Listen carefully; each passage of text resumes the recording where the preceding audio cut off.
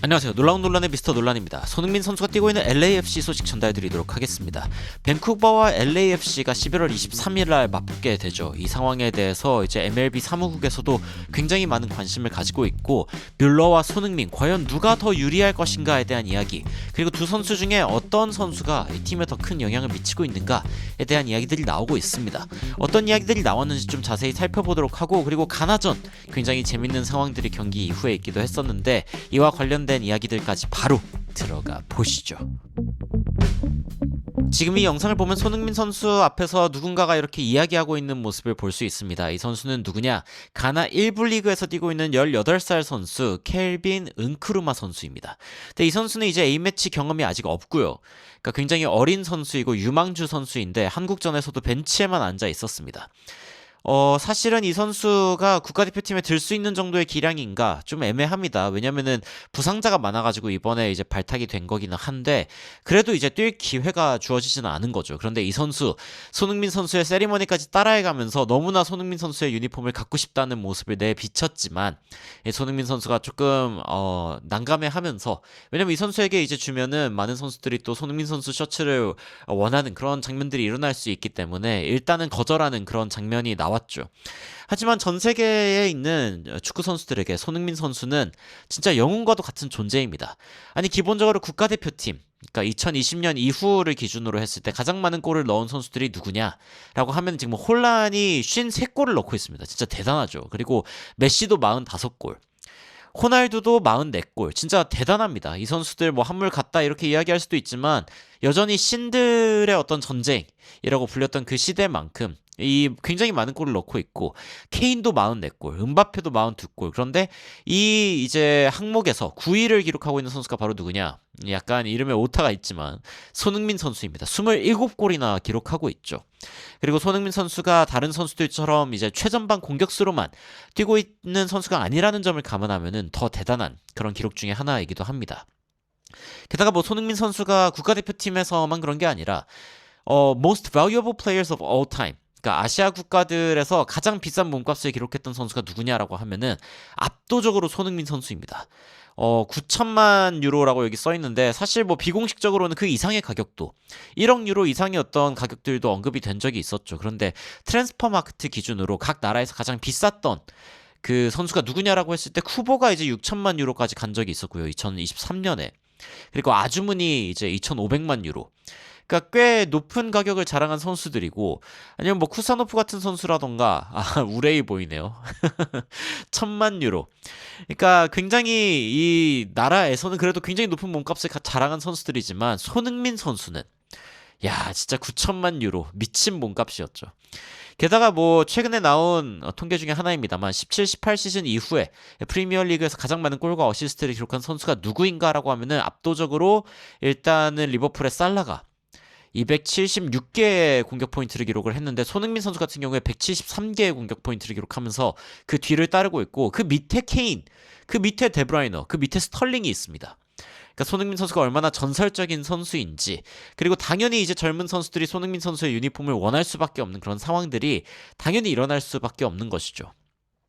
그런데 이런 손흥민이라 할지라도 사실 뭐 구슬이 서말이어도 꿰어야 보배라고 이야기를 하는데, 뭐 국가대표팀은 제대로 활용하고 있는가, 이 부분에 대해서는 또 지속적으로 여러 가지 이야기들이 나오고 있습니다. 특히 이제 손흥민 선수가 지금 거의 그라운드에서 뛰는 시간들이 많이 줄어들고 있는 모습이 보이죠.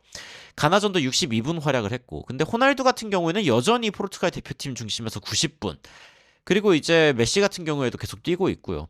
호날두 같은 경우에는 80분 이상을 소화한 경기 비율이 70%가 넘는다라고 이야기가 나오죠. 그러니까 손흥민 선수가 명백한 어떤 전술의 핵심이 될 수 있는지, 그리고 이 능력을 극대화할 수 있는지가 중요한데, 이런 부분들이 전혀 이번 대표팀에서는 보이지가 않는다. 물론 뭐 혹사를 방지하고 체력 안배를 하는 것도 중요할 수 있기는 하지만, 손흥민 선수가 뭔가 로테이션 차원의 교체가 아니라 전략적 판단에 의한 교체였다는 거를 납득할 수 있는가? 여전히 좀 애매하다는 거죠. 손흥민 선수는 체력에 문제가 없다, 많은 시간을 뛰고 싶다라고 이야기를 이미 했는데, 근데 두 경기 모두 다 교체가 됨으로써 손흥민 선수가 좀 애매한 위치에 있지 않나라는 이야기들이 계속 나오고 있습니다. 손흥민 스스로도 이제 뭔가 좀 팀이 좋아졌으면 좋겠다라고 작심 발언을 했다라는 이야기가 전해지고 있는데, 어떤 이야기인지 좀 살펴보면은 팀적으로 개선돼야 될 부분들이 많이 있고 환경적으로도 좀 좋아질 부분들이 있는데 선수들이 많이 노력했으면 좋겠다라고 이야기를 했고요. 그리고 이제 전반전에 아무래도 이제 공격수들에게 공이 많이 가지 못하는 그런 상황들이 있었다 보니까 진짜 이 환경적인 이슈로 더 과감한 플레이를 못한 것 같기도 하고 이런 게 개선되어야 할 것 같다. 후반전엔 좀 더 좋아졌다라고 이야기를 했고 누가 잘못했네 이런 것보다는 팀원으로서 분명히 더 좋아져야 되는 부분이다.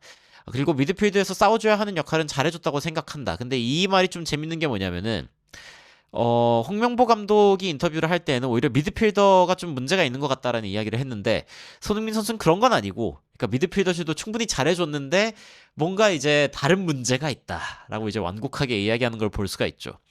대놓고 뭐 전술이 문제다, 감독이 문제다라고 이야기할 수는 없는 노릇이니까 이렇게 이야기를 하고 있지만 아무래도 이제 국가대표팀에서 답답한 만큼 기대가 되는 것은 손흥민 선수의 LAFC에서의 경기입니다. 그러니까 오죽하면은 가나전보다 밴쿠버와의 이 경기가 더 기다려진다라고 이야기하는 사람들도 많이 있었고 관중 동원만 봐도 뭐 기본적으로 최다 5만 3천 명이 운집 예상된다라는 이야기가 나오고 있는데 이번에 국가대표팀은 4만석이 비었었죠. 그러니까 이런 부분들이 좀 보이는데 손흥민 선수는 우승 욕심이 있다라고 확실하게 이야기를 하면서 이게 없으면 축구를 그만둬야 된다.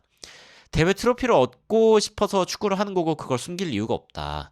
경기 전부터 담이 좀 세게 왔었는데 그러면서 좀 좋은 컨디션으로 경기에 나가고 싶다라는 이야기를 했었다고 해요. 그러니까 대표팀은 항상 1순위이기는 한데 이제 팀에 돌아가서 멋진 모습으로 보답하겠다라고 이야기를 한 거죠. 그래서 이 체력 분배를 해준 건 좀 도움이 됐을 것 같고 손흥민 선수가 이제 LA에서 밴쿠버와 맞붙게 되는 경기가 이제 곧 다가옵니다. 이 경기를 앞두고 이제 MLS에서는 특집 기사를 냈는데 Who has the edge? 누가 더 유리한가? 밴쿠버와 LAFC 이런 이야기를 한 거죠. 그래서 이제 기사를 살펴보면은 일단은 바이에른 뮌헨에서 엄청난 커리어를 보냈던 뮬러가 밴쿠버에 와가지고 꽤 좋은 모습을 보여줬다라고 이야기를 해요. 적극적인 축구를 하고 싶은데 팀이 좀 그런 성격이고요. 공을 잡고서 좀 적극적인 경기를 하는 그런 스타일이고 밴쿠버가 이제 뮬러를 선발진에 넣었을 때 딱 한 경기 졌다고 해요. 그러니까 꽤 좋은 경기력을 보여줬고 그리고 뮬러가 딱 들어갔을 때 확실하게 이제 그 수비적인 부분들도 더 나아졌다. 그러니까 공수 양면으로 조금 더 균형진 그런 팀 운영이 가능했다라는 이야기가 나오고 있죠. 그리고 사실은 손흥민 선수에 대한 이야기를 안 할 수가 없는데 손흥민 선수는 팀을 완전히 바꿔놨죠. 그러니까 이 뮬러 정도의 수준이 아니라 손흥민 선수는 개인적으로도 너무 좋은 모습을 보여주면서 사실은 여러 가지 분야에서 이미 세계 최고의 어떤 수준을 보여주고 있거든요. 그러니까 논 페널티 득점 기대값 같은 경우에도 상위 11%, 이 어시스트 기대값 같은 경우에도 상위 9%. 그리고 전진 패스 비율 같은 것도 상위 7%, 전진하는 능력 자체, 공을 달고 또 앞으로 전진하는 능력은 상위 6%, 그리고 테이크온 같은 경우에도 상위 4%로 이제 손흥민 선수가 개인적으로도 너무 좋은 모습을 보여주고 있다. 이 퍼포먼스가 전 세계 탑급이다라는 거를 다시 한번 강조를 하고 있죠. 그러니까 LAFC가 더 압박을 잘하고 그리고 공을 가지고 있을 때에도 확실하게 기술적으로 손흥민 선수가 좋은 모습을 많이 보여주고 있다라는 이야기가 나오고 있습니다. 심지어 90분당 박스 안쪽으로의 패스가 1.91개. 이것도 굉장히 치명적인 패스들이죠. 이런 것들이 이 체른돌로의 역습 형태에 굉장히 큰 도움이 되고 있다라고 이야기를 하고 있습니다.